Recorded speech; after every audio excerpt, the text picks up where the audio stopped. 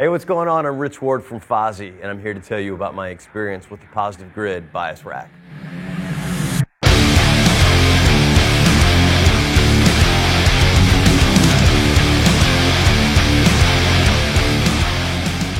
So when I first plugged into it, the first thing I did is I kind of went through the crunch channel, because I know I'm going to want something that's kind of aggressive. So immediately, that's my AC/DC tribute band tone. But of course, I can add more distortion. Then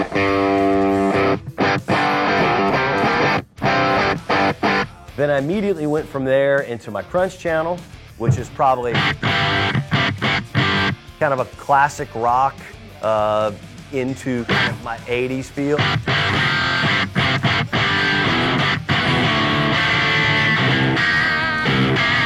And then I went up into metal, of course, where we should be.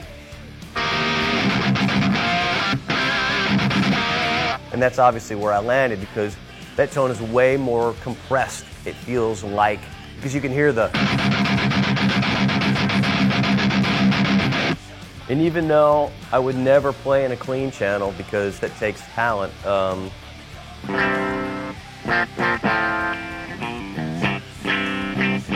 and again, there's so many parameters to kind of dial through.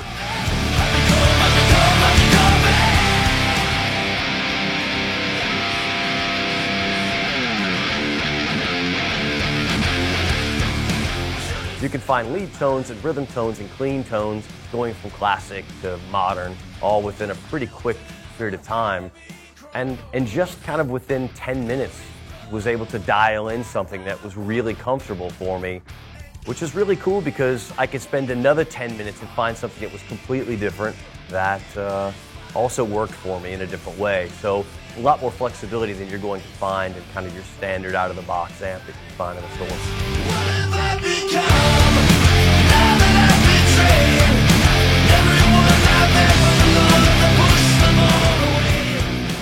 One of the things that I have found that has been pretty important to me now in my career is that touring isn't like it was in the 90s or even the early 2000s. We're doing tons of fly dates, and in the old days, we would just have to have backline available for us at the gig that we rented, and you never really knew what you were going to get. And a guitar player needs to have a relationship with his amplifier. We really need to, when we go on stage, we need to be comfortable and feel like immediately we have a relationship with our tone because we're going to feel more comfortable, we're going to play better, we're going to have confidence. And so knowing that I've got a piece of gear that every night I plug into it, no matter what the scenario is, whether it's a fly date or it's a festival where I've got to get my gear up in 2-minute changeover, or if I'm on tour and we need that kind of flexibility out of an amp.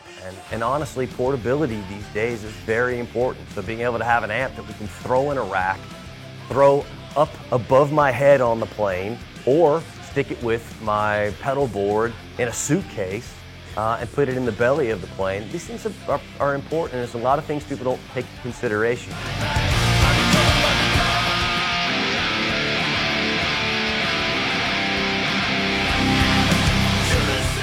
Just to wrap this up, I wanted to say that from one guitar player to another, you have to have a relationship with your gear because they're how you express who you are as a player and who you are as an artist, and it needs to be able to adapt to what you need it to do based on who you are as a player.